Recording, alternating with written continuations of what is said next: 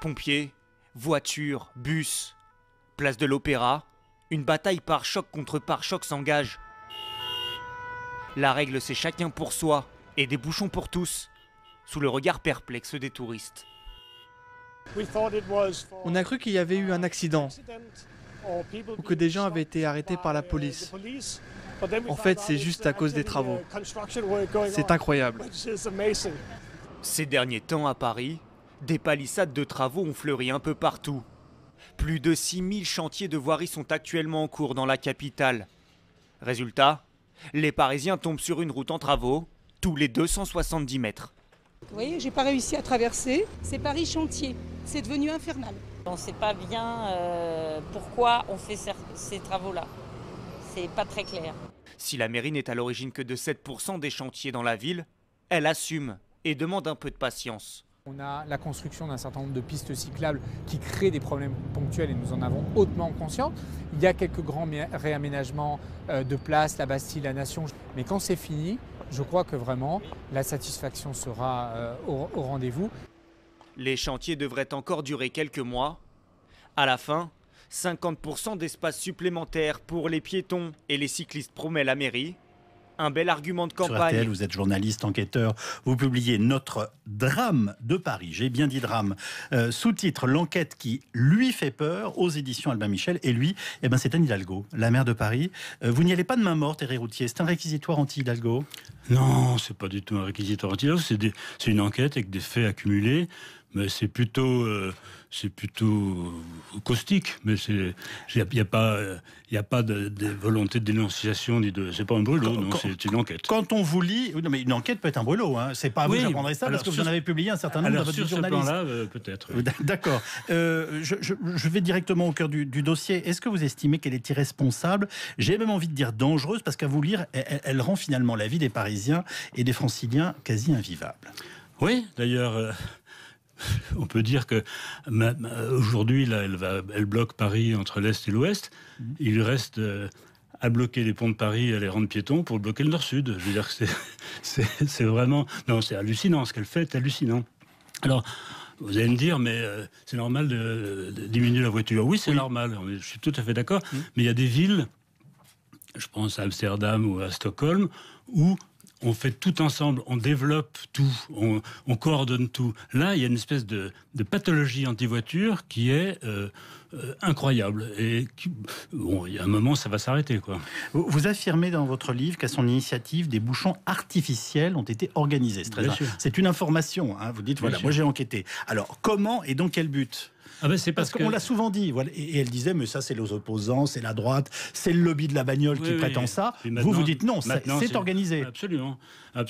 C'est en faisant en réunion. Si on ferme les voies en amont de Paris, à Boulogne et tout, la circulation est moindre dans Paris. Donc c'est pour masquer la folie de la fermeture de la voie rive droite. Je vous ai bien compris. Vous nous dites que finalement, elle masque l'effet des fermetures en créant des bouchons en amont. C'est bien ça ?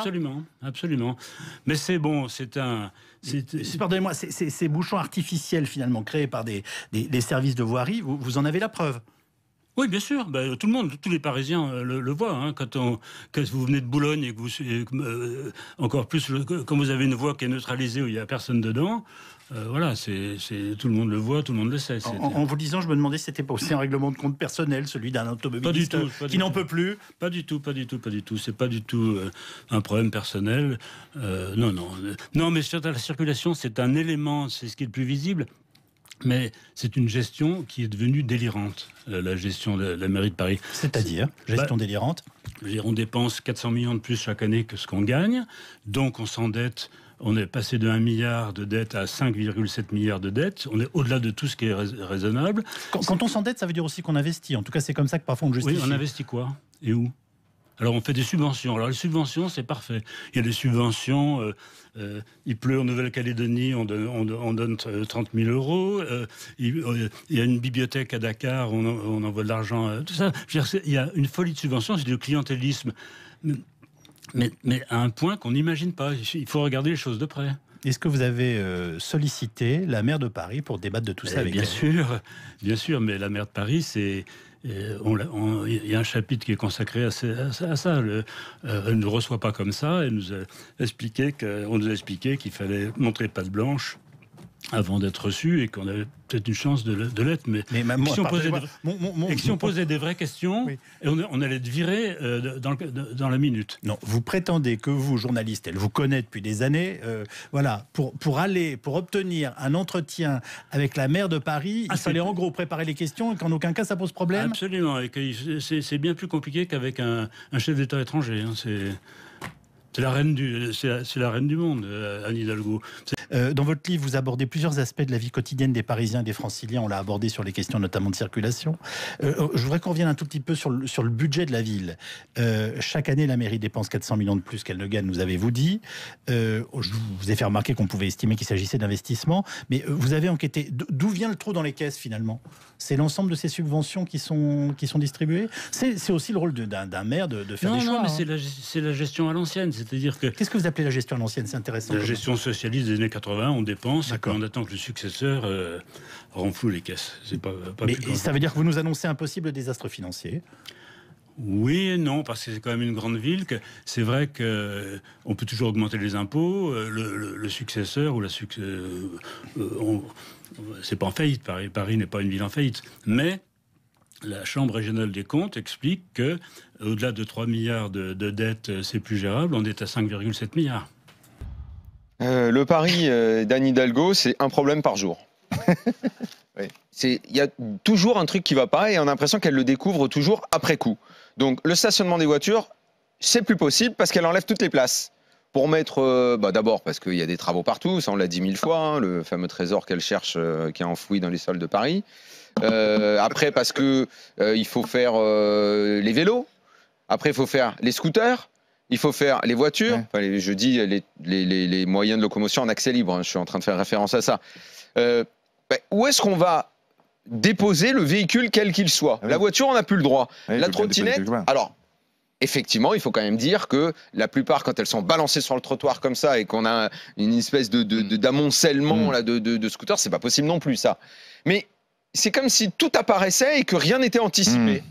Et que donc, je répète, c'est de pire en pire. Paris devient un enfer pour tout. J'ai l'impression qu'en fait, on ne peut plus se déplacer autrement. Alors je vais dire, attention, en métro, on va me tomber dessus. Mais non, c'est pas possible parce qu'ils sont bondés. La marche à pied. Donc en fait, on peut plus rien faire. On peut plus. Paris, la marche à pied est encore autorisée. C'est un enfer permanent et c'est le Paris d'Anne Hidalgo. Il faut le dire, le répéter. Le Paris d'Anne Hidalgo est devenu un enfer. Les touristes le voient, les Parisiens le voient. D'accord. Je ne sais pas si cette femme est réélue. Tu quittes la France. Non mais je quitte Paris. Non mais je suis dans une. Franchement, pour la première fois de ma vie. Alors que j'ai toujours, quand j'étais en banlieue, petit et ado et jeune adulte, je pensais jamais pouvoir dire un truc pareil. Je vais être obligé parce que c'est plus possible. C'est un enfer. Le Paris d'Anne Hidalgo est un enfer. C'est un enfer. Le Paris d'Anne Hidalgo est un enfer.